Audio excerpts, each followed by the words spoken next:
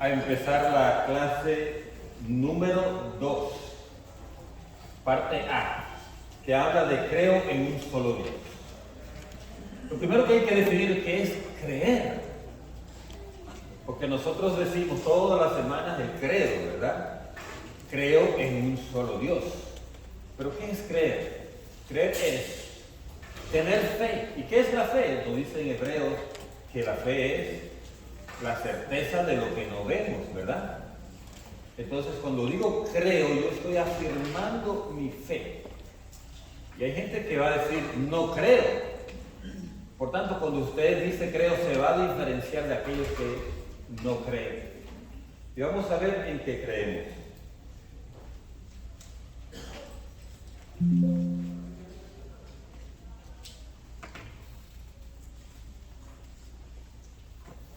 ¿Qué significa creer en Dios? Es lo más fundamental. Y la primera afirmación de la profesión de fe. Lo más fundamental es decir, creo en Dios. Ahí comienza tu vida como cristiano, como católico, como persona espiritual, como persona de fe. Por eso te dice que es lo más fundamental. Si no creo, no hago nada. Y le cuento de una vez una anécdota muy interesante. Alguien se montó en un avión y era una de esas personas que investigan qué tipo de avión se van a montar, si es tal tipo de avión, qué motores tiene, cuál es el tipo de piloto, cuántas horas de vuelo tenía ese piloto. O sea, una persona muy enterada. Y entonces cuando vio todos los datos, dijo, en este avión me monto yo porque aquí voy a ir seguro, ¿verdad? Y entonces cuando llegó se sentó al lado de una persona muy católica, de una señora de rosario y todo. Y entonces cuando se sienta al lado, que ya va a arrancar el avión, ve que la señora se persigna y comienza a decir, Señor, confiamos en ti, al piloto, confiamos en este vuelo, envíanos ángeles, Señor, etcétera, ¿verdad? Y entonces el caballero que está ahí al lado no creía nada en Dios, era ateo. Y dijo, usted señora, ¿para qué andas diciendo esas cosas? Eso no nos va a ayudar en nada. Dice la señora, no, yo sí creo en Dios, yo sé que Dios nos va a proteger en este vuelo. Y dice, nada, eso aquí, la tecnología es lo importante, tenemos buen pie, comienza a dar los datos del piloto, del avión y todo eso, eso es lo seguro. Bueno, y se va el vuelo, y cuando están por allí bien alto, entra en una turbulencia bien fea. Y comienza ese avión a estremecerse fuertemente. Y entonces la señora toda serenita. Y el caballero comenzó a rezar todas las oraciones que se acordaba. Y la señora le dijo, pero usted dijo allá abajo que no creía. ¿Y ahora qué le pasó? Dice, eso era allá abajo que estaba la cosa más sencilla, pero aquí cualquiera cree en Dios. O sea que no hay ateos, lo que hay es gente que no ha sido probada, que no ha tenido dificultades. Porque a la hora de la dificultad todo el mundo busca a Dios. Todo el mundo cree. Por tanto, no se lleve de sus hijos cuando dice yo no creo. Usted le puede decir, espérate tantito para decir si vas a creer o no cuando te lleguen las dificultades. Nosotros creemos en Dios, pero cuando decimos creo en Dios es en un solo Dios. Es la confesión de la unicidad de Dios. O sea, Dios es uno, no hay más. Frente a la creencia de los pueblos antiguos de muchos dioses, sabemos que por el pecado original perdimos nosotros la cercanía con Dios. Por tanto, perdimos hasta la certeza de que Dios existe. Porque no lo sentimos, porque no lo vemos. Y entonces el hombre, en esa oscuridad que entró por el pecado original, sentía un vacío en su corazón, que es el vacío que Dios puso cuando nos creó, para que lo buscáramos. Dios puso en nosotros un anhelo de Dios, dice San Agustín, ¿verdad? Ese anhelo de Dios iba a hacer que nosotros le busquemos a Él. Pero como el ser humano estaba alejado de Dios, no tenía la experiencia de Dios, ¿qué comenzó a hacer? A crearse dioses, a su antojo, a su manera. Y entonces comenzaron a llamar Dios al sol, o a la luna, o a las estrellas, o a algún árbol, o a alguna piedra gigante, o a estatuas o imágenes que ellos se hacían con sus propias manos, porque ellos no conocían a Dios, no tenían la experiencia de Dios. Y de ahí vino la cantidad de dioses que ellos fueron creando, un pueblo, otro pueblo, una región, una tribu, otra tribu, etc. Crearon dioses para ellos satisfacer ese anhelo de Dios que tenían. Y por eso, cuando Dios se presenta a Abraham, dice: yo soy el único Dios. Por eso que habla de la palabra la unicidad. Cuando decimos creo en un solo Dios, es que nosotros descartamos que haya otros dioses. No hay ningún otro. Dios se reveló al pueblo de Israel como el único. Ahí lo tienen en el numeral 201, como el único Dios. Incluso dice: lo demás son apariencias. Los que creen que son dioses, lo que los demás piensan que son dioses, son apariencias. Podríamos decir en el lenguaje de hoy, todo eso es apariencia, ¿verdad? Pero en dominicano, ¿cómo diríamos? Aguaje, ¿verdad? Mentira. Esos dioses son aguajeros. Y en realidad, fíjense lo que resultó. Resultó lo siguiente: que esos dioses que la gente de los pueblos veneraba o adoraba, en definitiva eran demonios. Si no, analicen un poco de las culturas antiguas, que al final ellos adoraban al demonio o a diferentes demonios. Y entonces ellos llamaban dioses porque podían ver algún poder que ellos podían manifestar, esos demonios que tienen poder. Entonces ellos lo adoraban como dioses. Pero solo veamos lo que esos dioses exigían. Ahí se daba cuenta uno que eran demonios. ¿Qué exigían? Como culto, sacrificios humanos. Sacrificios humanos. Y una cantidad de cosas que absurdas, porque eran demonios. Jesús confirma que Dios es el único Señor y que es preciso amarle con todo el corazón, con todo el alma, con todo el espíritu, con todas las fuerzas. Es muy importante nosotros entender eso, porque si no lo entendemos, el amor a Dios que nosotros tenemos puede ser algo ficticio, algo que no corresponde a lo que Dios está esperando de nosotros. Es posible que el audio, cuando oigan el video, hasta ahora no salga. Yo no sé bien si estaba saliendo el audio. Si lo comienzan a oír el video después, o le envían a alguien, dígale: en minuto tal es que comience el audio. Por eso Jesús dice que hay que amar a Dios con todo el alma, con todo el espíritu, con todas las fuerzas. Mateo 12:29. Porque Dios se lo merece. Y vamos a ver cuando hablemos de la creación por qué es que tenemos que amar a Dios de esa manera. Vamos a hablar del nombre de Dios. Hay una contradicción supuestamente entre los católicos y los protestantes y los judíos. Porque cuando vamos a nombrar a Dios, que es el mismo Dios, es más, es el mismo Dios de los musulmanes también. Son las religiones que creemos en un solo Dios. Los judíos, los católicos, los cristianos, los musulmanes. Creemos en un solo Dios. El problema es el nombre, como le llamamos. Los musulmanes le llaman Alá. Los judíos, Yahweh. Los católicos, Yahvé. Y otros nombres que podemos decir: el Señor, Adonai. Y los evangélicos o los protestantes escogieron llamarle Jehová. Pero es el mismo Dios. Y vamos a ver solo diferencia en la definición de quién es Dios, también podemos ver. Porque mientras los católicos y cristianos creemos en un Dios trinitario, Padre, Hijo y Espíritu Santo, los judíos y los musulmanes creen en un Dios único, sin otras personas. como creemos los católicos y los cristianos. Pero Dios no es anónimo. ¿Qué quiere decir que Dios no es anónimo? Dios tiene un nombre. Él tiene un nombre. Y Él mismo se dio a conocer a Moisés con ese nombre. Cuando Moisés le preguntó, ¿y quién le digo al pueblo de Israel que fue el que me mandó? ¿Cuál fue la respuesta que Dios dio? Yo soy el que soy.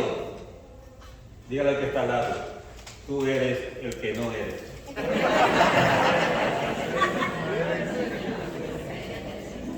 Cuando Dios dijo, yo soy el que soy, estaba diciendo, por mí ustedes son.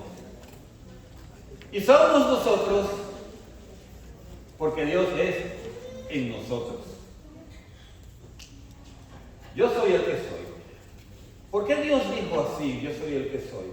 Porque comunicar su nombre era darse a conocer a los otros, haciéndose accesible y dejándose conocer más íntimamente y permitiendo que lo invoquen personalmente. Y pudiéramos decir mejor, porque cuando se sabía el nombre de una persona se le estaba ya como manipulando, se le estaba ya como controlando.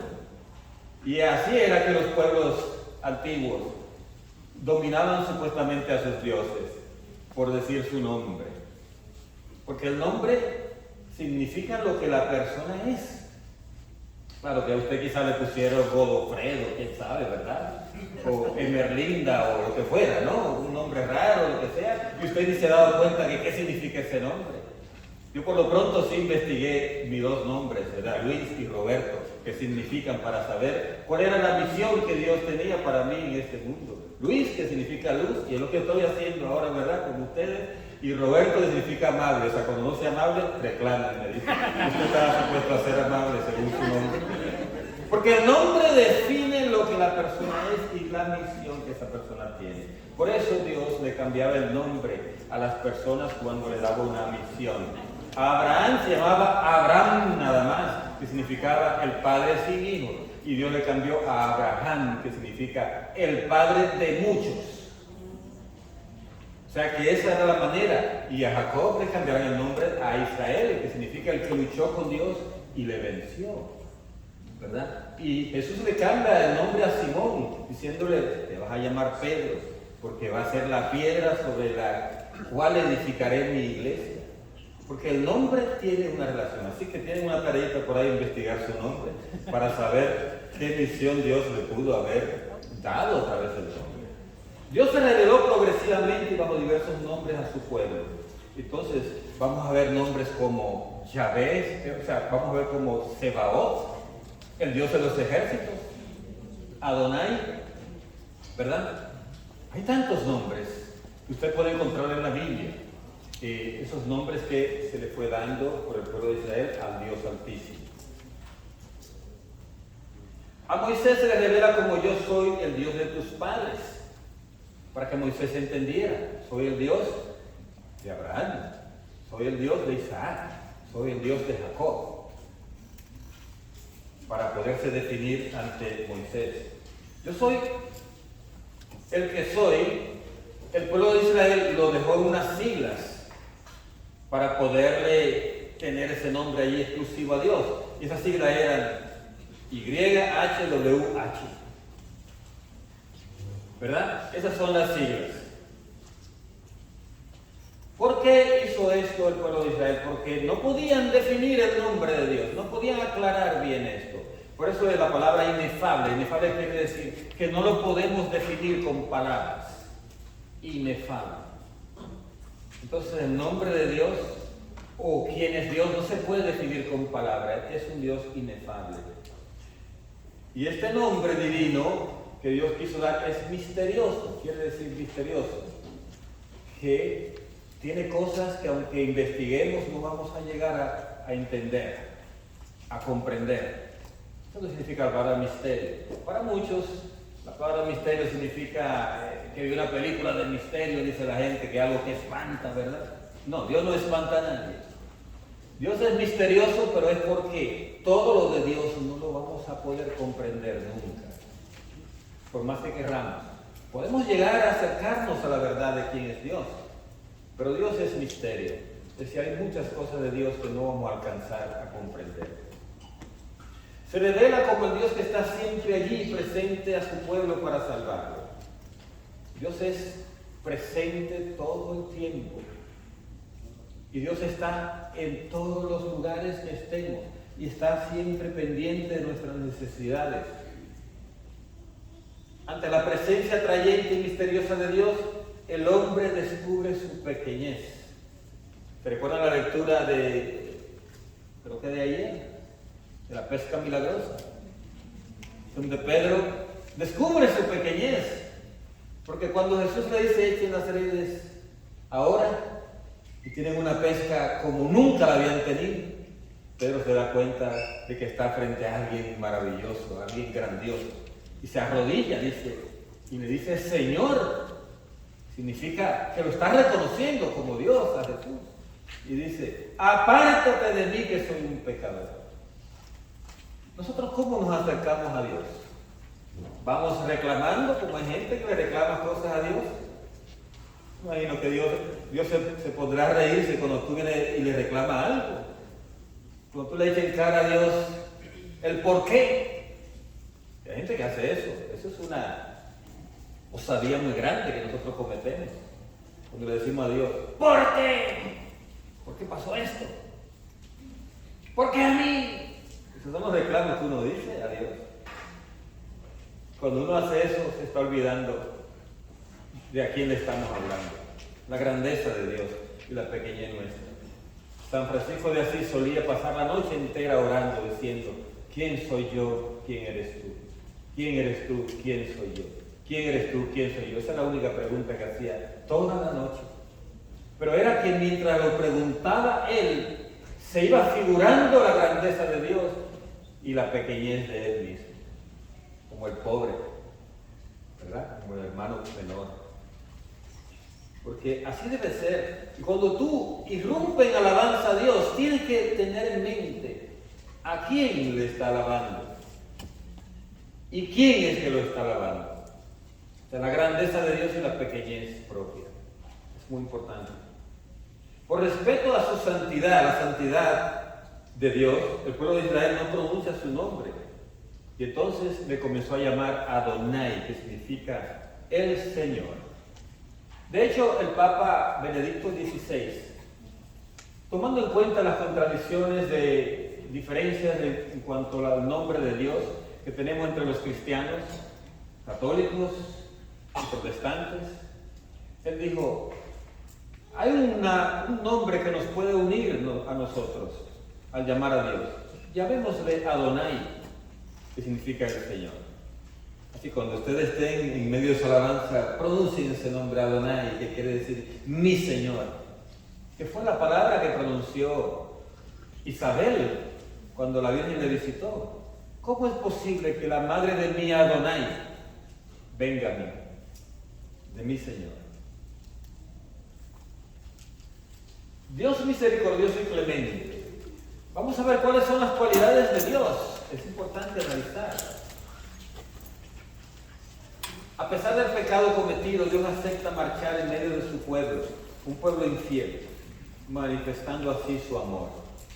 Porque Dios no puede dejar de amar, es lo que nunca puede dejar de hacer, porque Dios es amor.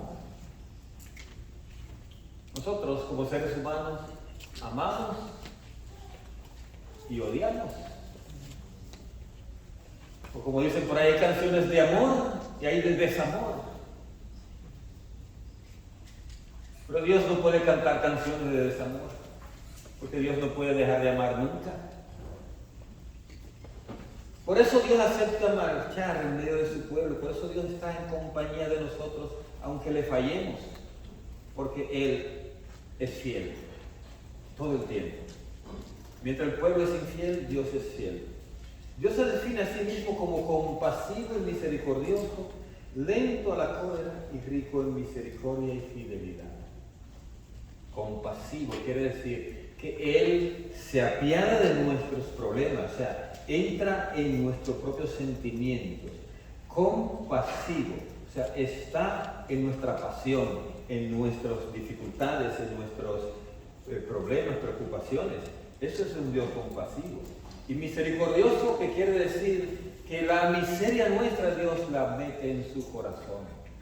Oye esto, miseria, cordioso, corazón, cordia. La palabra cordia se usa, nosotros la conocemos cuando hablamos del médico que cura el corazón. ¿Cómo se le llama? Cardiólogo, ¿verdad?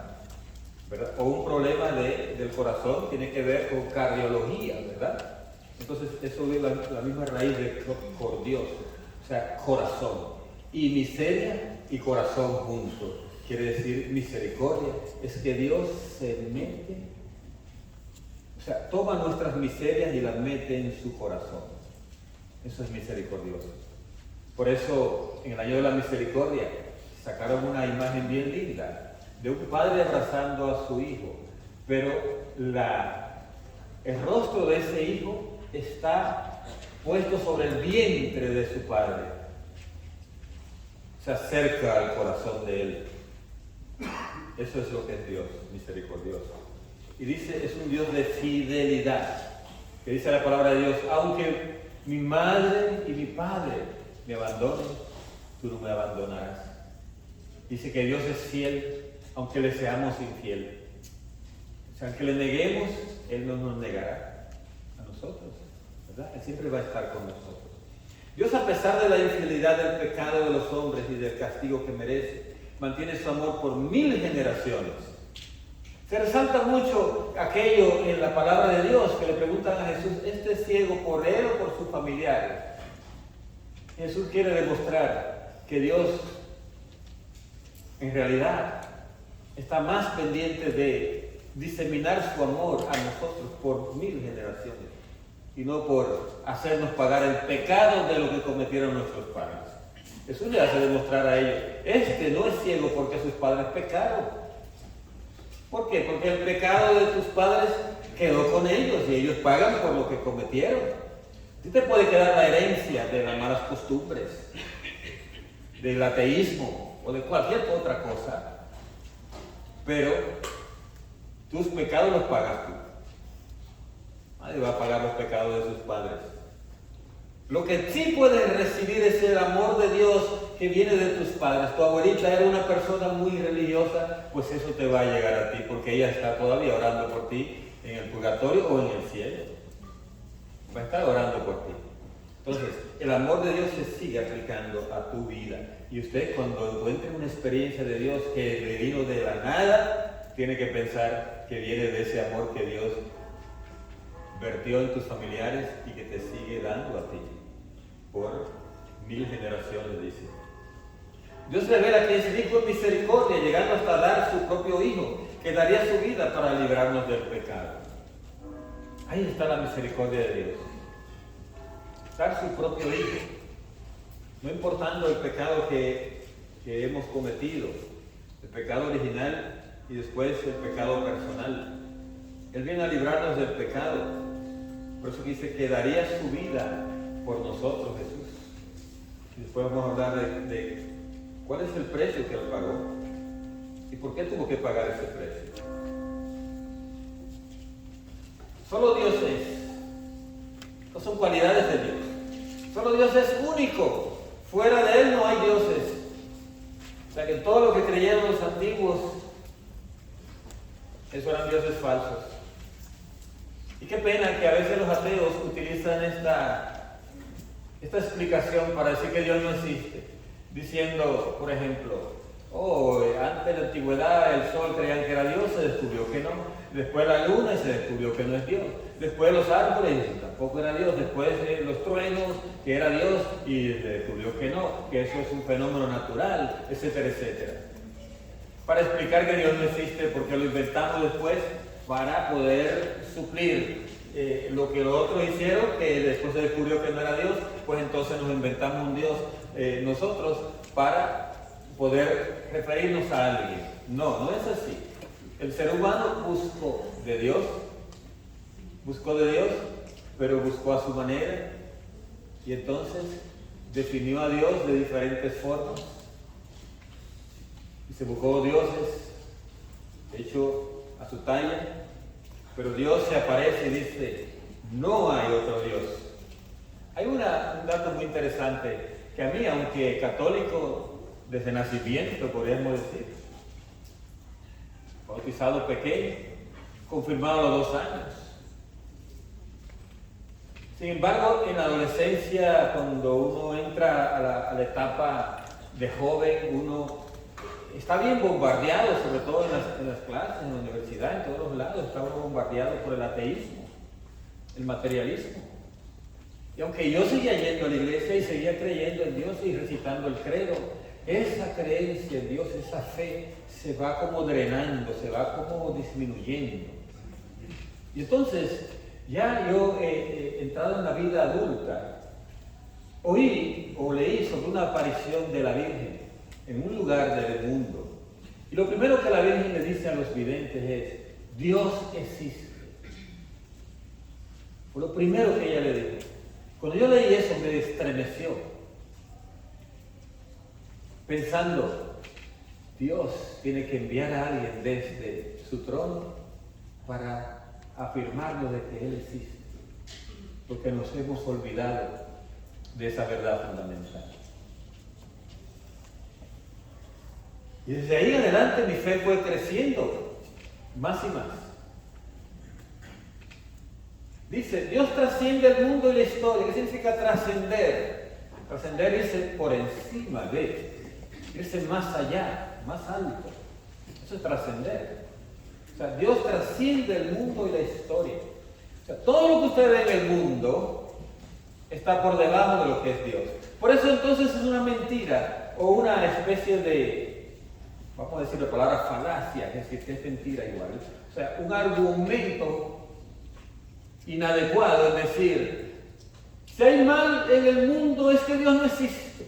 Eso no dicen los ateos.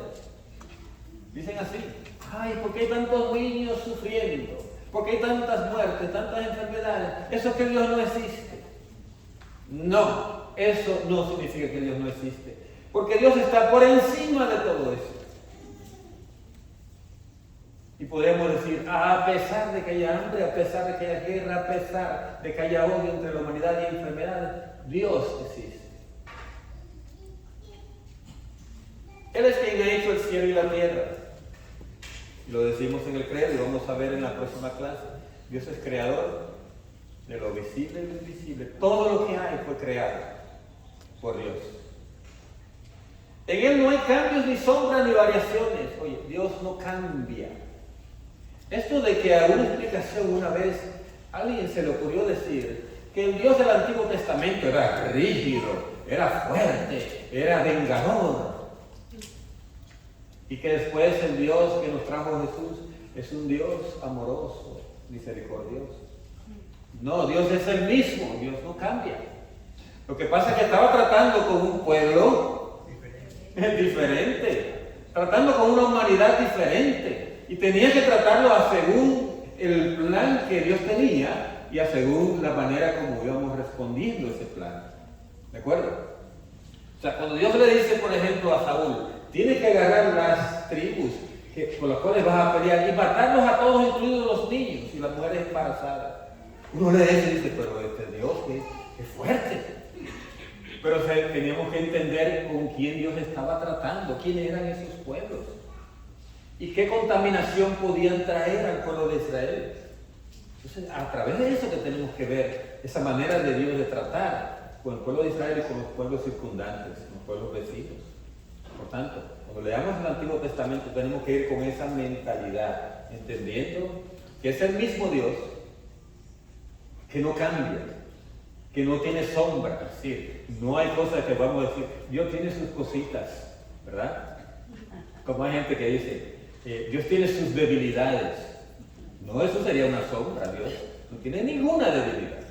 Claro, una frase que uno puede decir, la debilidad de Dios es la intercesión, ¿verdad? Cuando tú intercedes, Dios actúa. Pero no es debilidad, es accionar de Dios, ¿de acuerdo? En Dios no hay sombra, no hay variaciones.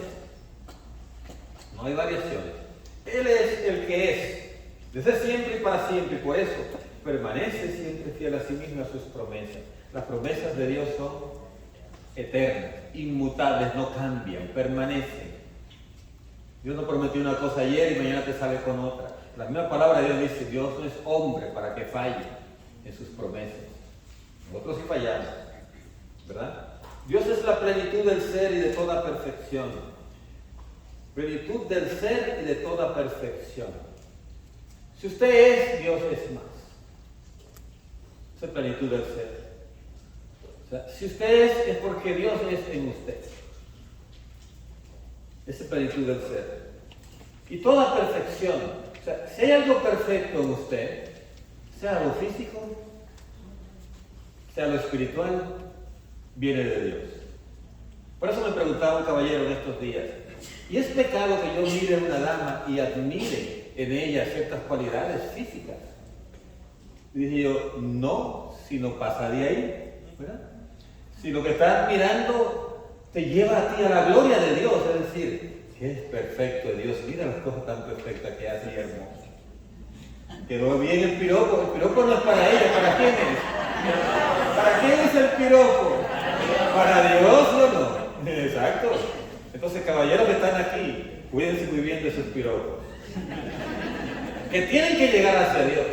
Igual cuando tú piropeas la naturaleza, qué hermosura, oye, qué árboles más hermosos, qué colorido, qué flores más hermosas. Oye, este pajarillo que es hermoso. Estos días descubrí yo de unas aves que no conocía, que tienen un colorido inmenso, hermoso, como el guacamaya, ¿verdad? De los países de Sudamérica y Centroamérica, o el quetzal, ¿verdad?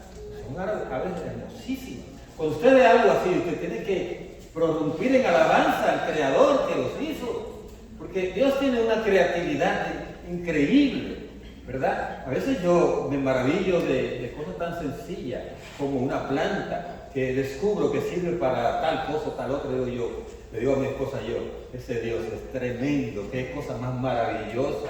En estos días mi esposa viene y me dice a mí, yo voy a investigar por qué a los mexicanos les gusta tanto la hoja de aguacate. Usar la hoja de aguacate para todo, para té, para cocinar, para todo. ¿Por qué tenemos una matita de aguacate y como no da tiempo a tirar aguacate, ¿verdad? A que salgan los frutos, le dije yo ya, que sea las hojas, vamos a ver por qué los mexicanos la usan.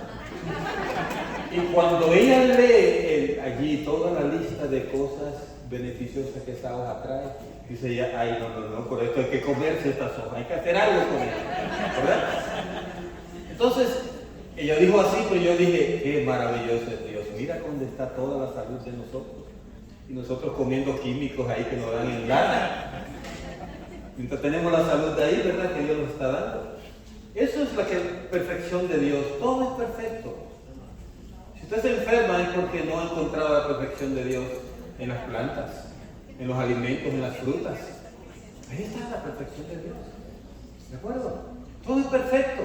Hasta en las obras maravillosas de Dios, cuando Él nos da una forma espiritual, un sentir espiritual. En la Eucaristía, cuando usted llega a adorar al Santísimo, usted recibe esa fuerza de Dios, ese sol que dice que brilla y que le va a usted dorando el corazón espiritualmente hablando. Esa es parte de la perfección de Dios, una maravilla de Dios. Y cuando entendemos que Dios es perfectísimo, entonces nosotros lucharemos por ser, aunque sea un poquitito más perfecto, ¿verdad? Y dice, Dios no tiene origen ni tiene fin. Pregunta a un niño de 5 años, papi, ¿quién creó a Dios? Dejó al papá mudo, no podía decir nada, porque dice, ¿quién creó a Dios? Porque el niño entendía que todo tenía que ser creado. Pero Dios está desde siempre, nadie lo creó. Y no tiene fin, como no tiene principio tampoco.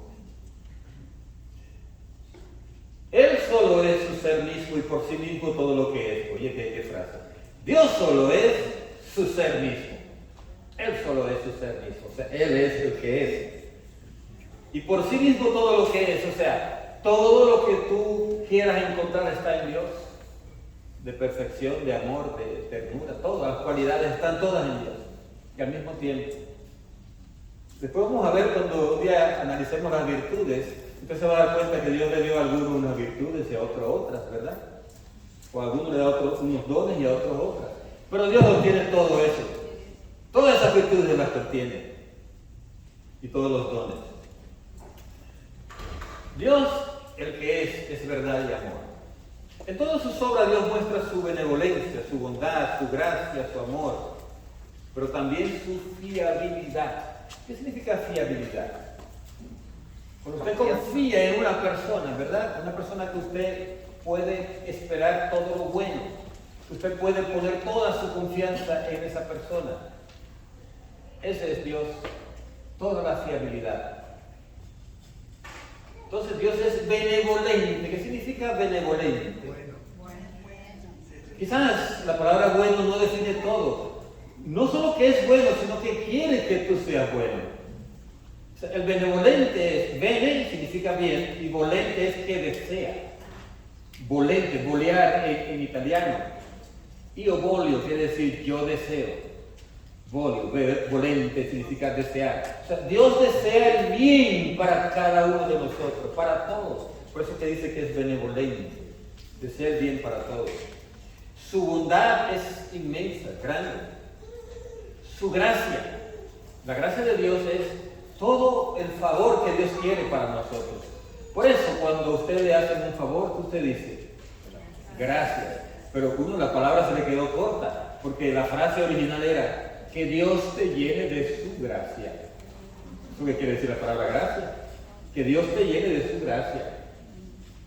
Por eso en colombiano dice que Dios se lo pague. Lo dicen los colombianos. Dios te pague. Porque eso es lo que queremos decir. ¿Con qué te va a pagar Dios? Con tu gracia. Con la gracia de Él, ¿verdad? Te va a dar. Entonces, Dios es el que está lleno de esa gracia, ¿verdad? Para dar. Y yo diría lleno, Dios es la gracia misma. Porque a María el ángel le dijo, llena de gracia. ¿Y quién está lleno? El que fue llenado. ¿Y quién fue llenado? El que no tenía antes, ¿verdad? Y fue llenado. Pero Dios es gracia. Él no necesita ser llenado. Es la gracia misma. Es como una vez oí yo a un joven dentro de los grupos de oración, el grupo de jóvenes, que decía, Dios está lleno de poder. Y usted le oye esa frase, que Dios está lleno de poder. Yo le decía, mire, esa frase es inadecuada. Dios es el poder. Porque lo que está lleno se puede vaciar. Y cuando Dios nos da poder a nosotros es como si se vaciara. No, Él no se va a vaciar porque Él es el poder. O sea, no es que está lleno. Usted sí puede estar lleno de poder, y yo también. Y si estoy lleno porque antes estaba vacío y Dios me llenó. Y si yo uso el poder que Dios me da, me puedo vaciar de ese poder, ¿sí o no? Pero Dios no se vacía. Es el poder mismo. Dice también de otra cualidad de Dios es el amor. Dios es amor. Dios no ama, sino que es el amor. Oye, esto. Cuando decimos Dios te ama, quiere decir que Dios está en ti. Que Dios te abraza, que Dios te llena, que tú te sumerges en Dios, porque Él es el amor. Entonces, la fiabilidad significa que Dios, podemos confiar en Él porque Él todo lo que quiere es bien para nosotros.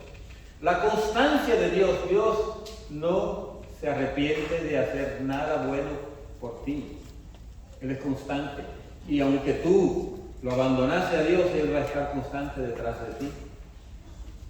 Que es constante, Dios lo que quiere lo hace.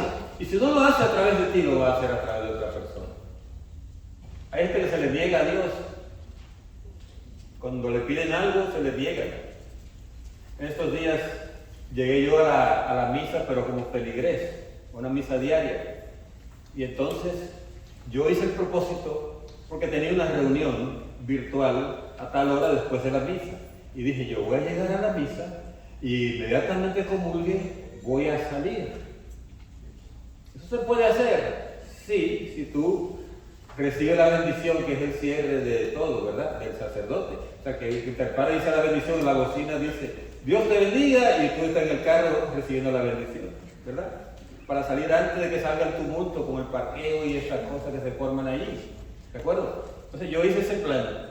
Pero cuando estoy ahí ya preparando mi misa, viene el sacristán y me dice, el Padre quiere que tú le ayudes a distribuir la Eucaristía. Y yo dije, ahora sí se me dañó el plan. Porque yo no iba a decir que no.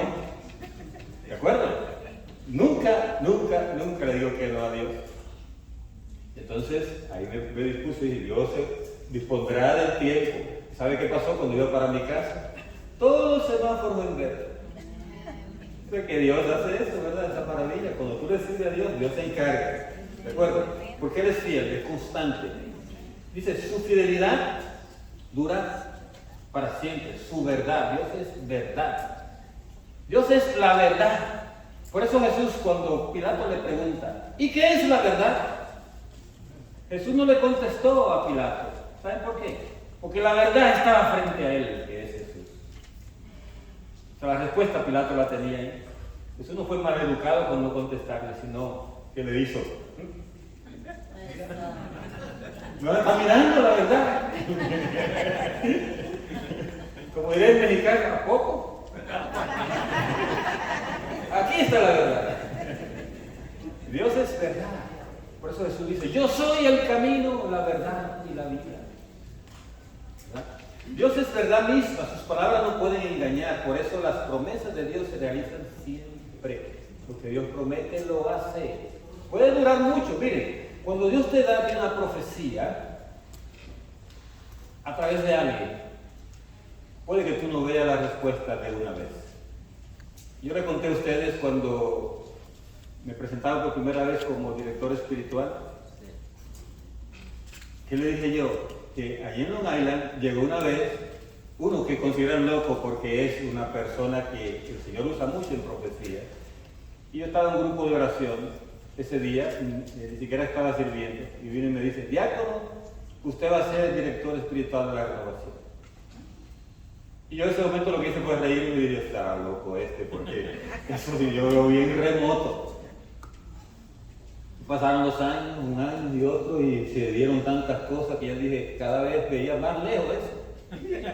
Y cuando un día así Dios me botó de allá de Nueva York y me tiró para acá. Y aquí fue que llegó la promesa. La promesa de Dios se cumple, ¿no? Yo, se cumple. Bendito sea el nombre de Dios. Alabado sea Jesucristo. Por eso dice, la verdad misma, sus palabras no pueden engañar, por eso las promesas de Dios se realizan siempre. Por ello el hombre se puede entregar con toda confianza a la verdad. Con toda confianza se puede entregar a usted a una promesa de Dios, porque sabe que Dios no le va a fallar. Y a la fidelidad de la palabra de Dios en todas las cosas. La palabra de Dios es viva y se cumple hasta la última coma. Jesús dijo esa palabra. Dijo él, pasará el cielo y la tierra, pero mis palabras no pasarán.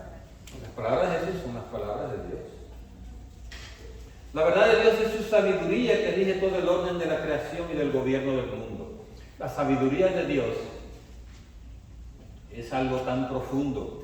Podemos decir otra vez inefable, o sea, nosotros no podemos alcanzar. Dice San Pablo una frase bien enigmática, dice que la sabiduría del mundo, del hombre, de nosotros, es necedad para Dios. Es como diciendo, en el lenguaje de nosotros hoy, si usted te cree muy inteligente delante de Dios, usted es un bruto. ¿Entiende? Eso es necedad. Porque Dios, la sabiduría de Dios es bien profunda, bien inmensa. Infinita. Infinita. ¿Verdad? Entonces, la enseñanza que viene de Dios es una doctrina de verdad. Si usted aprende del Señor, ahí va a aprender sobre la verdad. Dios es amor. ¿Cuántas veces hemos leído eso ya esta canción? Dios es amor, la Biblia lo dice en el capítulo 4, versículo 11, primera de Juan, dice así, algo así. Dice la canción, o sea que nos está describiendo. Mire, por amor Dios, a pesar de haber fallado nosotros en el inicio, el pecado original, Dios hace un plan y escoge un pueblo y le reveló a ese pueblo que iba a venir la salvación. Eso lo hizo por amor, porque Él no nos iba a dejar en abandono. El amor de Dios es gratuito. Usted no tiene que hacer nada para ganarse el amor de Dios. Nosotros los padres de esta tierra, ¿qué hacemos para que el hijo amara a los hijos? A veces le exigimos cosas. Si me traes buenas notas, te voy a ayudar con esto. Si te portas bien, te voy a querer. Si no, olvídate de mí, te desheredo. ¿Sí? O sea que el amor de nuestros padres no es gratuito, tenemos que comprarlo muchas veces. O a veces como hacen las niñas, que verdad, los hombres cuando tienen hijos quieren que sean varones, pero cuando tienen la hembrita, ahí se le derrite el corazón. Porque esa hembrita sabe cómo llegar, papi, y el abracito, y el besito y todo esto. Es para que me compre el nuevo juego de video. Y te compran, ¿verdad? Porque nosotros hemos enseñado a ellos que el amor se compra. Pero Dios no vende su amor. No tenemos que comprar el amor de Dios, es gratuito. ¿Verdad? Es un amor gratuito. Por eso Él nos perdona a pesar de nuestra infidelidad, a pesar de nuestro pecado. Por tanto, cuando usted llegue a llorar sus pecados frente al confesionario o frente a la asamblea, usted lo que está diciendo es: yo no merezco ese amor de Dios. Pero no es que usted está haciendo eso para ganarse el amor de Dios, porque no, el amor está ahí gratuito, está siempre, como dicen en inglés, no matter what. No importa qué tú hagas, Dios te sigue amando. Y esto es un tema, ¿verdad?, bien bonito para los seminarios, ¿verdad? Hablar del amor de Dios. Pueden tomar de ahí el catecismo. Llegará hasta el don más precioso. No, dice, el amor de Dios es más fuerte que el amor de una madre a sus hijos, que de un esposo a su amada. Y ahí está la frase bíblica que dice, una madre puede dejar de amar a sus hijos, pero Dios no.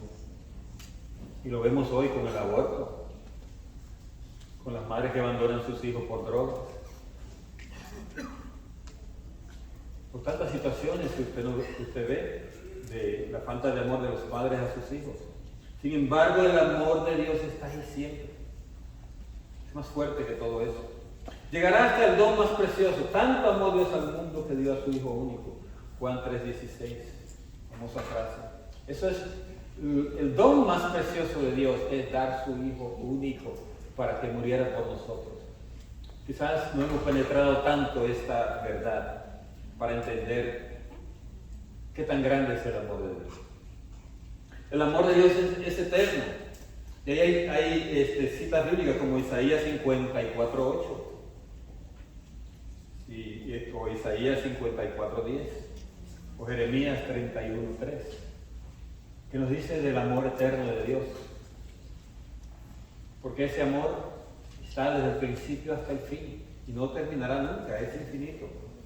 Dios es amor, el ser mismo de Dios es amor. Juan 4:8, ¿verdad? Esa también está en Primera de Juan, que nos habla del amor de Dios. Pues si Dios es amor, ¿cuál es la consecuencia de que nosotros creamos en Él como un Dios único? Si tú amas a Dios, entonces tienes que hacer estas cosas. Porque esa es la consecuencia de que Dios nos ama, de que Dios nos creó, de que Dios es único. Consecuencias son reconocer la grandeza y la majestad de Dios. ¿Cuándo nosotros, carismáticos, nos reconocemos la grandeza y la majestad de Dios? ¿Cuándo lo hacemos? ¿Cuándo? Cuando nosotros prorrumpimos en alabanza. Por tanto, trate de que su alabanza tenga contenido. Trate de que no sea de los dientes para afuera. Trate de poner en el corazón todo su ser cuando usted alaba. Zapatear si quiere usted, pero diga, yo te amo, Señor, te glorifico, Señor. Que se sienta desde adentro del corazón. Señor, yo te amo, yo glorifico, Dios. Entonces no, hombre, eso no tiene sazón así, ¿verdad que no? O usted no entiende la grandeza de Dios, o no entiende el amor que Dios te tiene para hacer una alabanza tan bíblica, ¿verdad? Tan pobre. No, hay que alabar con todo. Como dicen los mexicanos, con toda. ¿Verdad? Debe con toda. Entonces, cuando alabe, hágalo eso. Dios debe ser el primero en ser servido. Oye, esto es muy importante. Dios debe ser el primero en ser servido. Porque le ponemos prioridad a nosotros a todo y dejamos a Dios de último. No tengo tiempo para rezar. Eso le quiere decir. Dios es el último. No tengo tiempo para ir a la iglesia. ¿Qué quiere decir? Dios es el último. No tengo tiempo para leer la palabra de Dios. Dios es el último. Pues no. Si tú conoces la grandeza de Dios, el amor de Dios, debe ser el primero en ser servido Dios. A Él primero servirle. Hay que vivir en acción de gracias. Hay que agradecer a Dios por todo. Se acaba de tomar alguien por aquí un trago de agua. Gracias, Señor, qué agua más sabrosa que tú hiciste. Un trago de café. Gracias, Señor, por el cafecito. Esto me mantiene vivo. ¿Verdad? Gracias a Dios por el cafecito. ¿Qué más? Por el aire que respira. Por la lluvia. Por el viento, por los árboles, que es maravillosa creación de Dios. Darle gracias por todo. Por la salud. Por el diácono que nos enseña. Por ustedes mismos que están aquí, ¿verdad? Poniendo atención. Gracias, Señor, por esta colectividad, por esta renovación, por esta iglesia. Yo a veces me maravillo cuando dicen, vamos a dar gracias a Dios. Hay gente que dice 3 palabras y ya como que se quedan allí. Dice, pues no tienen nada que agradecer. Qué cosa más tremenda, ¿eh? ¿Será que no se acuerdan todo lo que han recibido? Hay que reconocer la unidad y la verdadera dignidad de todos. Es decir, cuando tú crees que Dios te creó y crees en el amor de Dios, tienes que reconocer que todos los seres humanos tenemos la misma dignidad. Gordo, flaco, alto, bajo, negro, blanco, de qué país sea, quien sea, con dientes o sin dientes, la misma dignidad. La diferencia es que uno tendrá plata para ir al dentista que está carísimo y otros no, o tendrá seguro o no tendrá. Pero la dignidad es la misma. Lo vamos a ver más tarde cuando veamos la creación del hombre, porque esa dignidad y unidad, es decir, que todos estamos bajo un mismo ser. Nosotros estamos en Dios. Esta es una frase que yo la voy a usar mucho siempre y la uso. En Dios nos movemos, vivimos y existimos. Entonces todos estamos allí unidos bajo el manto de Dios. Hay que usar bien de las cosas creadas. Si tú crees que Dios creó todo, no maltrate a los animalitos, no maltrate a los niños, no mate a los niños cuando están en el vientre de la madre, ni aconseja a nadie a hacerlo, porque eso sería violar la creación de Dios. Dice usar bien de las cosas creadas, es decir, que todo lo que tienes debe usarse bien para ayudar, para tu propia salud, para ayudar a otros, para ayudar a la iglesia. Ese es usar bien de las cosas creadas. Hay que confiar en Dios en todas las circunstancias. Oye esto, en todas las circunstancias. Hay circunstancias que parecen malas, pero usted tiene que decir, yo confío en Dios. Dios no me va a dejar a mí en desprecio. Dios no me va a dejar a mí aquí en esta situación. Yo sé que voy a salir de esto. Yo confío en Dios. En todas las circunstancias, incluso en la adversidad, incluso en los momentos difíciles. Cuando hay certeza de la grandeza de Dios y certeza del amor de Dios, tú sabes que el fin va a ser la gloria para ti, para mí.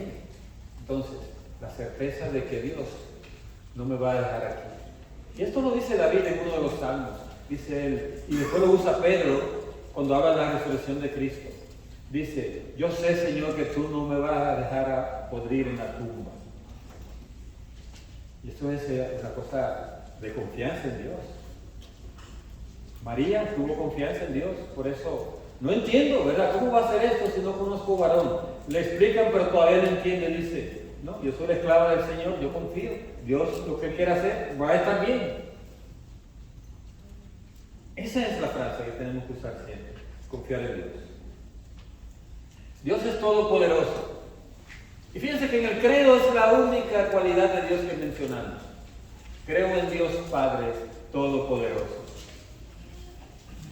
Y es que decir que Dios es todopoderoso es mucho.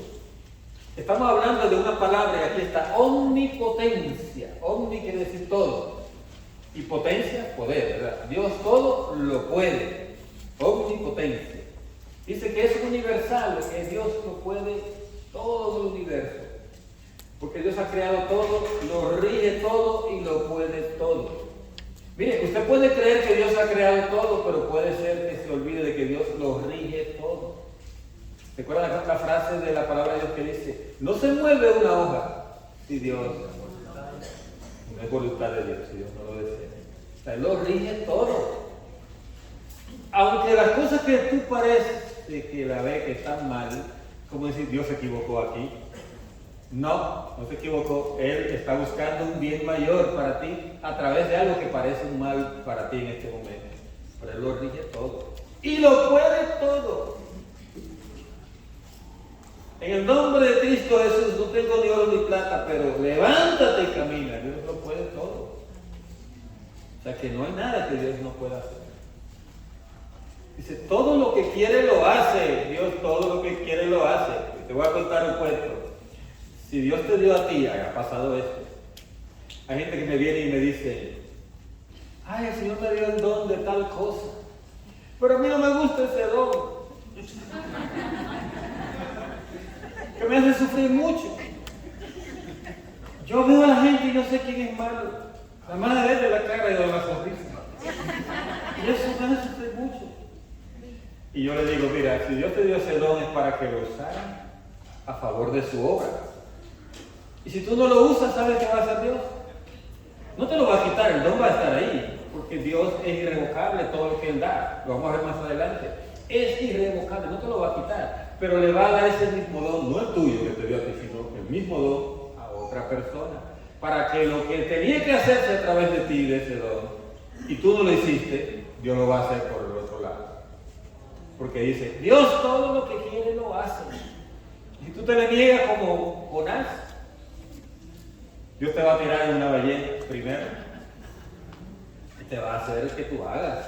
Y si tú no quieres, va a buscar a otra persona. Pero Dios todo lo que quiere lo hace. No se queda nada sin hacer de lo que Dios ha prescrito que se va a hacer.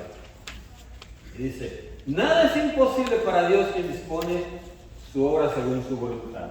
Por eso dijo la Virgen eso. Lo dijo también Isabel, porque para Dios nada es imposible. Nada es imposible. Dios es Señor del universo, cuyo orden es establecido y le permanece enteramente sometido y disponible.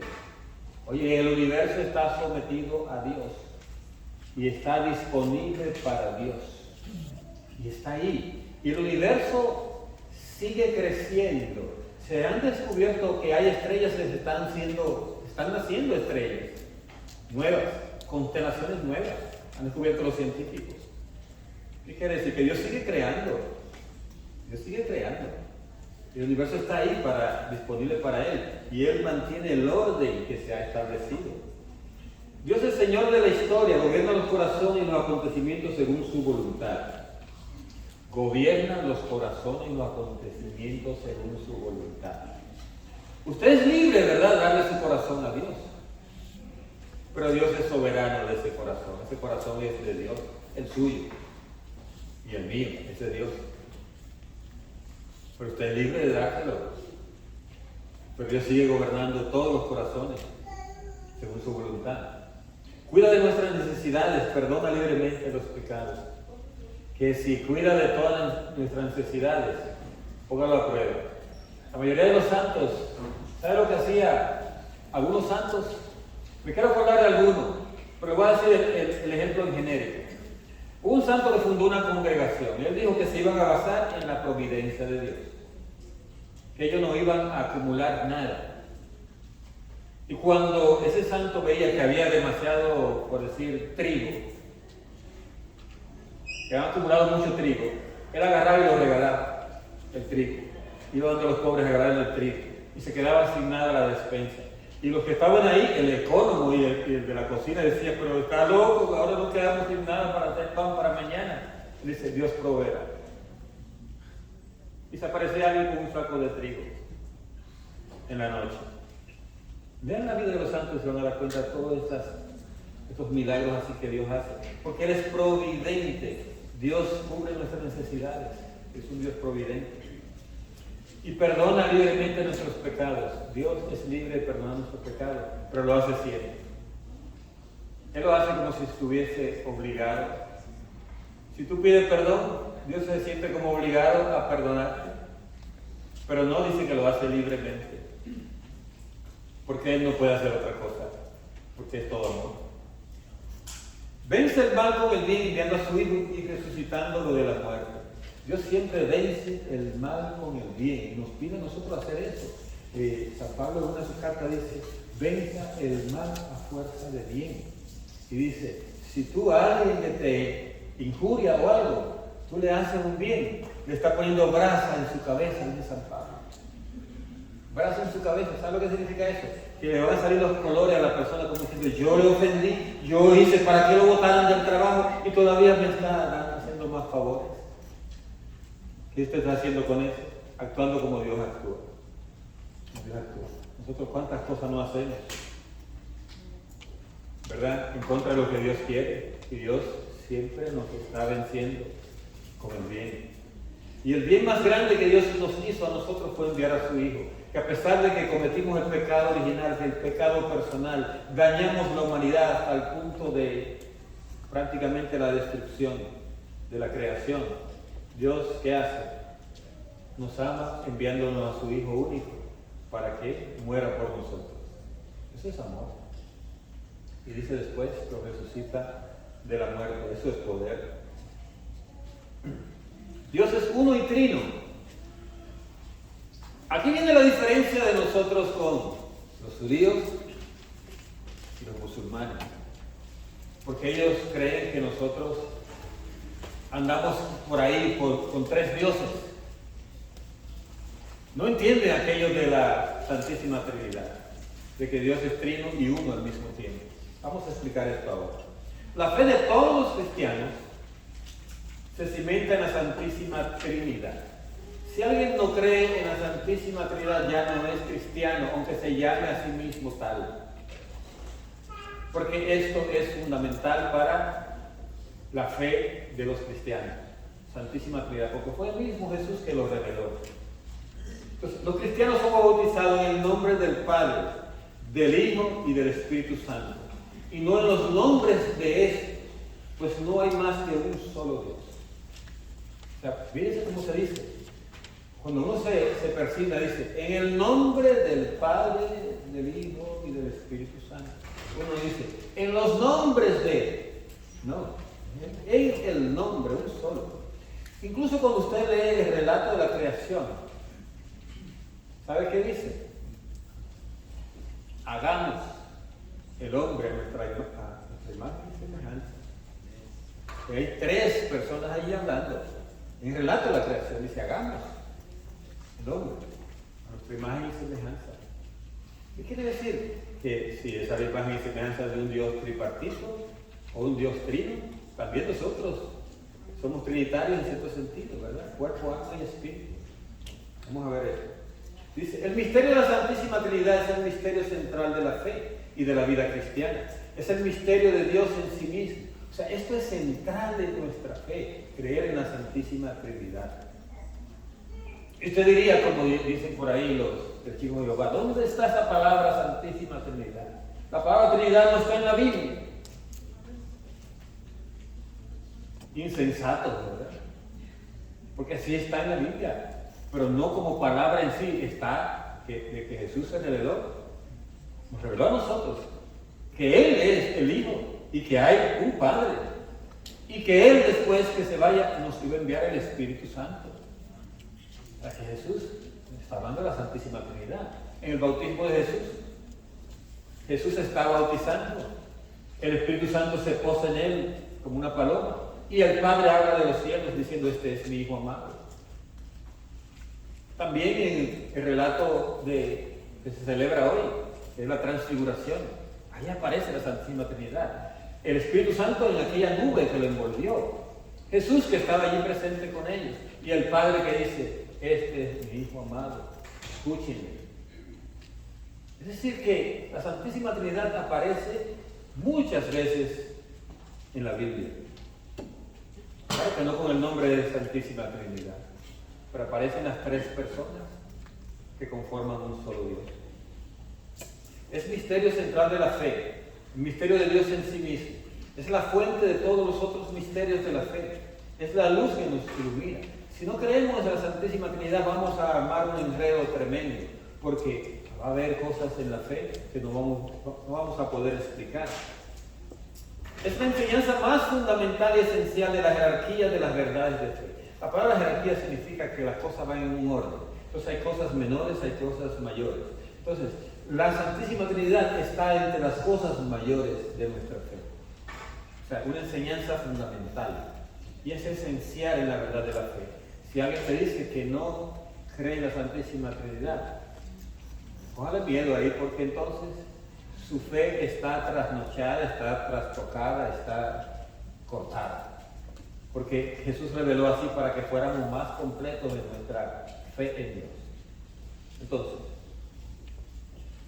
en Israel Dios es llamado Padre en cuanto creador del mundo, en razón de la alianza y del don de la ley a Israel, en relación de su primogénito y Padre del Rey de Israel. ¿Qué quiere decir esto? Miren, para el pueblo de Israel, cuando Jesús hablaba de que Dios es Padre, ellos para eso no era ningún problema, porque ellos le llamaban Padre a Dios, de alguna manera, como dice aquí, porque fue el Creador, porque Él hizo alianza con nosotros, porque Él nos dio la ley, porque el pueblo de Israel era su primogénito.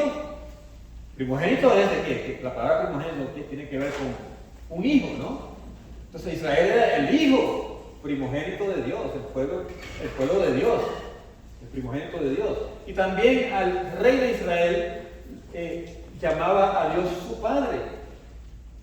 ¿Por qué? Porque él tenía que reinar siendo un pueblo teocrático, quiere decir que gobernaba según la ley de Dios.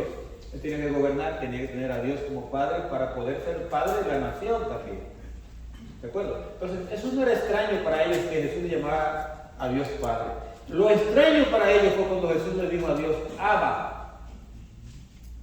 O sea, papaito, papito. O sea, que había una intimidad demasiado grande, como diciendo, cualquiera que lo oyó en ese tiempo cuando Jesús dijo Abba, dijeron, este se pasó. O como dirían en Santo Domingo, está pasado. ¿Por qué? Porque allí ya había una relación demasiado estrecha. Y decían, no, Dios es Padre, pero Él está allá. Como dicen los musulmanes, Alá. O sea, lejísimo, ¿verdad? O el pueblo de Israel usaba el término de Dios altísimo. Altísimo, que decir lejos. No, Jesús dio una imagen de un Dios cercano, como un papito, Abba. Entonces eso fue lo que a ellos les llamó la atención. Está pasado, espérate, hasta aquí no. Es padre, pero somos hijos, pero en otro orden, no así. Al designar a Dios con el nombre del Padre, el lenguaje de la fe indica principalmente dos aspectos. Que Dios es origen, primero de todo, y autoridad trascendente, o sea que Dios trasciende todo, es una autoridad. Y que al mismo tiempo es bondad, solicitud amorosa para todos sus hijos. O sea, Dios está pendiente de todos nosotros, Él es bondad. Dios es autoridad, o sea, tenemos que obedecer. Y Dios es el primero porque es el origen de todo. En inglés me sorprendió por primera vez cuando comencé a ver las oraciones en inglés y a leer cosas de teología en inglés. A mí hubo una cosa que me sorprendió. Y es que ellos le llaman a Dios, al Padre, Godhead, como Dios cabeza. Yo decía, ¿y esto? Yo nunca lo había visto en español. Godhead, Dios cabeza. Y yo decía, ¿por qué esto? Y esto se debe a esta explicación que está dando aquí el catecismo. Que Dios es el origen de todo, la cabeza de todo. O sea, es Padre, pero es el que origina todo. ¿De acuerdo? Godhead. Para distinguirlo del otro, Dios Hijo. ¿Verdad? Dios Padre, Dios cabeza, Dios Hijo. Por eso Jesús decía, mi Padre es mayor que yo. Es más que yo. Pero es más en cuanto a que es el origen, el primero de todo. Entonces, Dios trasciende la paternidad y la maternidad humana, aunque sea su origen y medida. Nadie es padre como lo es Dios. Nadie es padre como lo es Dios. De hecho, nosotros tenemos un problema, porque Jesús usó el término Padre, y ese término lo cogimos prestado de Dios, que es Padre, para nosotros nombrar a quien es progenitor de alguien, ¿no? Quien es el que ha generado una vida. Entonces le llamamos Padre, pero ese nombre lo cogimos prestado de Dios. Y sin embargo nosotros no representamos a Dios muchas veces en ese rol. Y por eso mucha gente, cuando le dicen Dios es tu Padre, a ellos les choca porque han tenido papás horribles. Entonces no le cala eso de que Dios es Padre. Dice, yo he tenido un papá que no se ha ocupado de mí, que me ha maltratado, que ha abusado, que ha hecho cosas. Entonces, ¿cómo es que Dios puede ser como él? No es al revés. Que tu Padre no fue como Dios es. Ese es el problema. El problema no es que Dios sea como tu Padre, es que tu Padre no fue como Dios. Jesús ha revelado que Dios es Padre en un sentido nuevo. No lo es solo en cuanto a Creador. Él es eternamente Padre en relación a su Hijo único. O sea, Jesús, la paternidad, o sea, llamarle a Dios Padre, viene desde el origen mismo, antes de la creación del mundo, porque Él es el Hijo único. Engendrado, no creado, decimos, ¿verdad? Engendrado, no creado.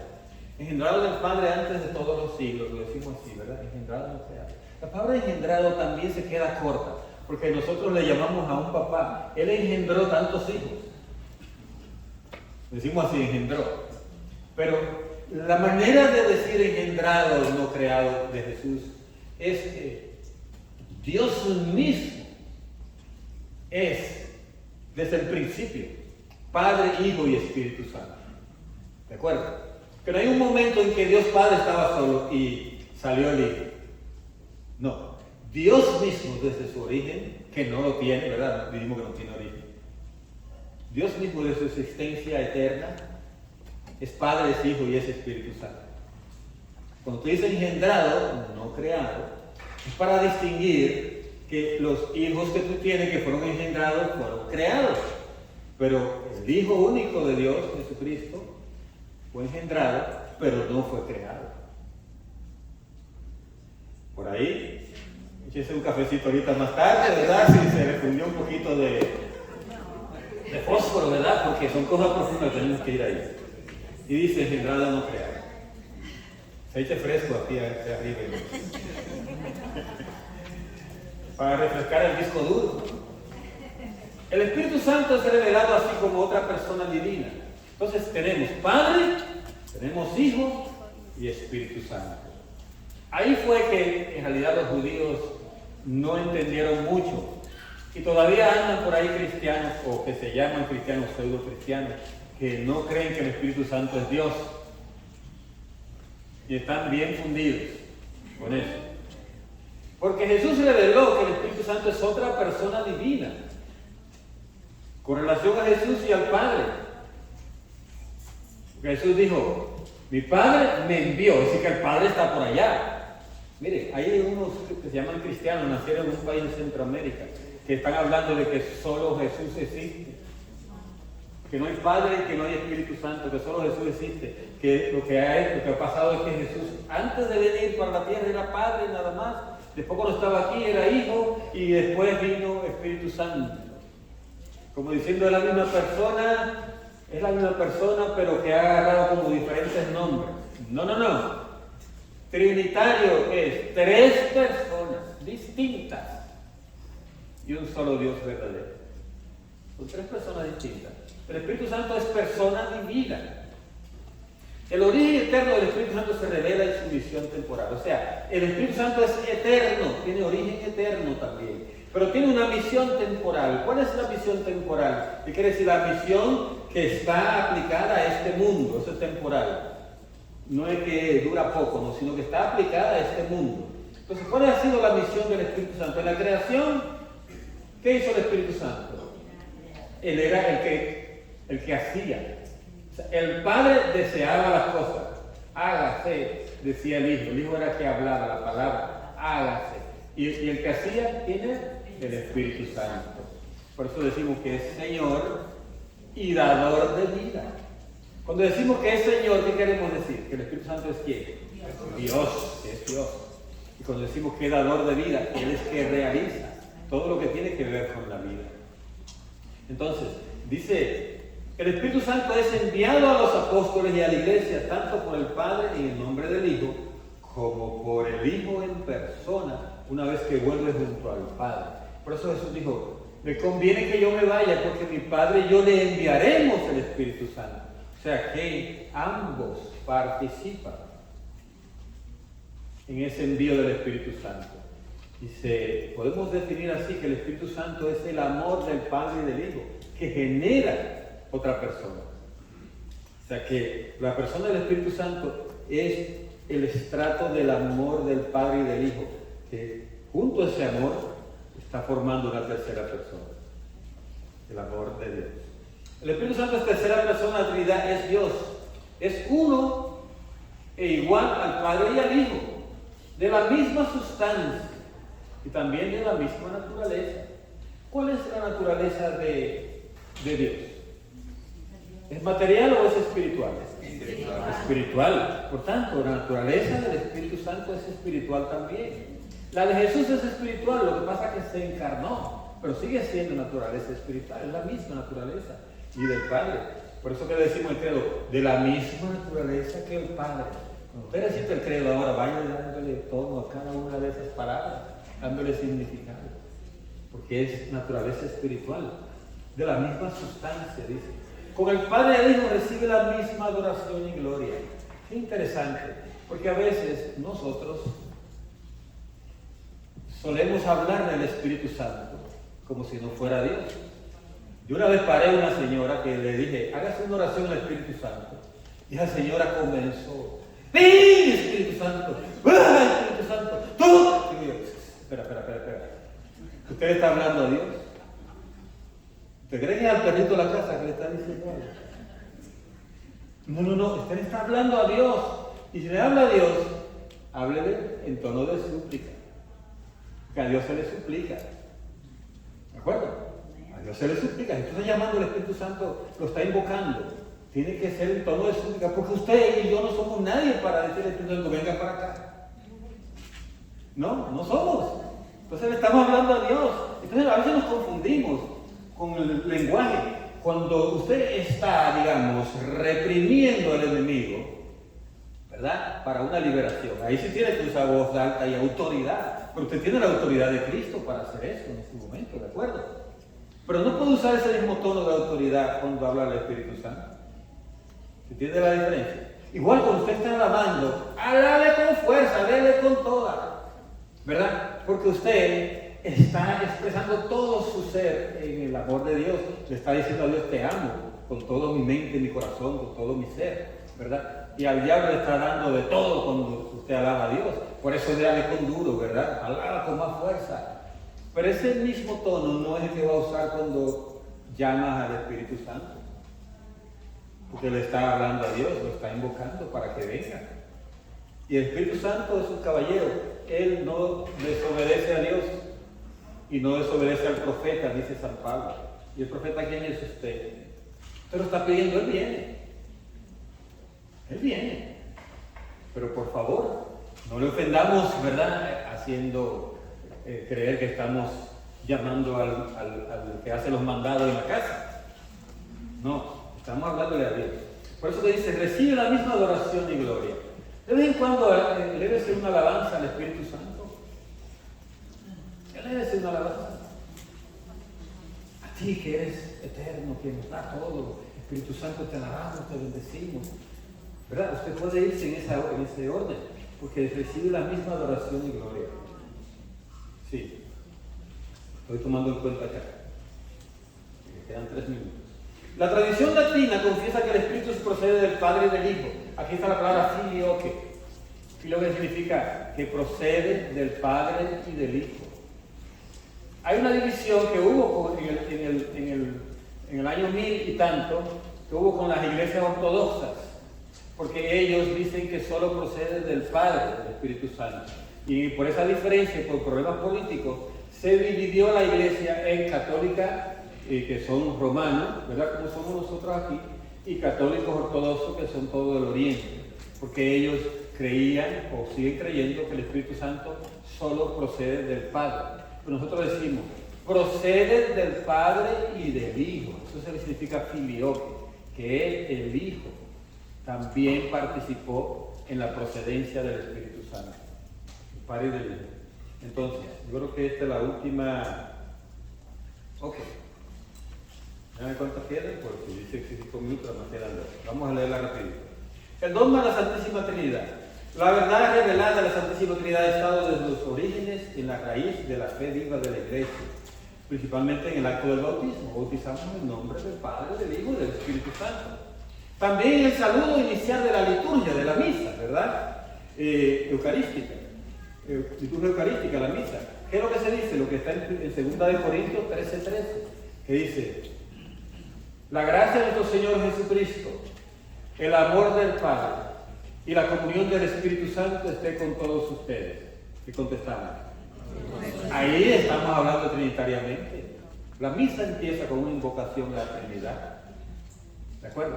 Tomada de esa carta de San Pablo a los Corintios, la segunda. Dice, la Trinidad es una. No confesamos 3 dioses, sino un solo Dios en 3 personas. La Trinidad es consustancial, o sea que las 3 personas participan de la misma sustancia. ¿De acuerdo? Eso significa consustancial. O sea, las 3 personas participan de lo mismo. Es como si usted, digamos, hoy aquí yo soy profesor, ¿verdad? Aquí en este momento. Pero cuando salgo allí soy diácono. Ustedes allí me van a saludar como diácono y aquí como profesor. Cuando voy a mi casa, mi esposa me dice, esposito mío. Cuando lo dice, ¿verdad? Entonces son como 3 roles, ¿verdad? Como 3 roles diferentes, pero la misma sustancia. ¿De acuerdo? Pero en el caso de Dios, estamos hablando de 3 personas distintas, ¿verdad? Que no va a ser con 3 nombres, sino 3 personas distintas. Cada una con su nombre y cada una con su rol, pero la misma sustancia, que es espiritual. Entonces, esto es bastante difícil a veces de comprender. San Agustín se la pasó dándole vuelta y vuelta hasta que se le apareció un niño y le dijo, estoy queriendo meter el mar en este huequito. Dice, eso es imposible. El niño dice, como es imposible que tú metas el misterio de la Santísima Trinidad en tu cabecita. Porque es difícil, ¿de acuerdo? Las personas divinas son realmente distintas entre sí. Dios es único, pero no solitario. No son simplemente nombres de modalidad del ser divino, o sea, lo que les decía ahora. No son un rol aquí, un rol allá y este rol acá. No son nombres diferentes, o sea, solamente nombres. Las personas divinas son relativas unas a otras. Hay una relación entre ellas. Se llama la procesión, que es la manera en cómo el Padre se relaciona con el Hijo con el Espíritu Santo con el Padre. Hay una relación allí de amor. Entonces dice, la distinción real reside únicamente en las relaciones que las refieren unas a otras. O sea, para distinguirlo es por la manera en cómo se relacionan entre ellos y el rol que tienen en la creación, en la salvación. Cada uno tiene un rol. ¿Cuál fue el rol del Padre? Crear. ¿Y el del Hijo? Salvarnos, la redención. ¿Y del Espíritu Santo? Santificar. ¿De acuerdo? Cada uno tiene un rol. Divinidad sin distinción de sustancia o de naturaleza. Esta es una frase de Gregorio Nacianceno, hermosa, dice, divinidad, sin distinción de sustancia o de naturaleza, porque la sustancia y la naturaleza es lo mismo, ¿verdad? Sin grado superior que eleve o grado inferior que abajo. Cuando Jesús dijo, mi Padre es mayor que yo, y cuando colocamos aquel triángulo donde ponemos al Padre arriba, al Hijo acá y el Espíritu Santo acá, en realidad no estamos diciendo que haya uno mayor que otro, que Jesús, mi Padre es mayor que yo, se refería a que es el origen de todo y es el que ordena todo y Jesús obedece, ¿de acuerdo? Y Jesús lo dijo porque estaba aquí en esta tierra, ¿verdad? Y es el Hijo del Hombre, Jesús es el Hijo del Hombre. Esa frase hermosa que vamos a ver después, que Jesús se define a sí mismo como el Hijo del Hombre, quiere decir, de la Trinidad yo soy el que se abajó y se hizo Hijo de Hombre. Eso es lo bello de eso. Ok, lista última. Dice, Dios quiere comunicar libremente la gloria de su vida bienaventurada. Nos hace imagen de su Hijo gracias al Espíritu de adopción filial. O sea, nosotros somos hijos del Padre por adopción filial, ¿verdad? Aunque fuimos creados por Dios y por eso somos hijos también. Sin embargo, la verdadera adopción la tuvimos nosotros con un sacramento que se llama el bautismo. El Padre y el Hijo y el Espíritu Santo no son tres principios de la criatura, sino un solo principio. Sin embargo, cada persona divina realiza la obra común según su propiedad personal. O sea, cada uno hace lo que tiene que hacer según el rol que le corresponde. Ahora Jesús, después que nos redimió, ¿qué sigue haciendo Jesús? ¿Qué hace Jesús? ¿Cuál es el rol de Jesús ahora para nosotros? O sea, sigue siendo salvarnos, pero Él también nos alimenta con su cuerpo y su sangre. ¿De acuerdo? Sigue siendo el rol. Y del Espíritu Santo nos atrae, nos convierte, nos convence de pecado, nos da el mensaje de Jesús y nos santifica. ¿Se dan cuenta? Y el Padre, ¿qué sigue haciendo? Nos sigue proveyendo, es el proveedor. Nos da vida. Toda la vida cristiana es comunión con cada una de las personas divinas, sin separarlas de ningún modo. El que da gloria al Padre lo hace por el Hijo, en el Espíritu Santo. El que sigue a Cristo lo hace porque el Padre lo atrae y el Espíritu lo mueve. El Espíritu es el que mueve. O sea, cuando ustedes hagan sus oraciones, ustedes pueden dirigirse hacia las tres personas divinas, decir, Padre, este grupo de oración que vamos a hacer hoy, tráenos a las personas movidas por tu Espíritu Santo, para que Jesús le hable y los convierta. ¿Ve que le está dando el rol a cada uno? Entonces, en la oración usted puede hacer oraciones trinitarias en ese estilo.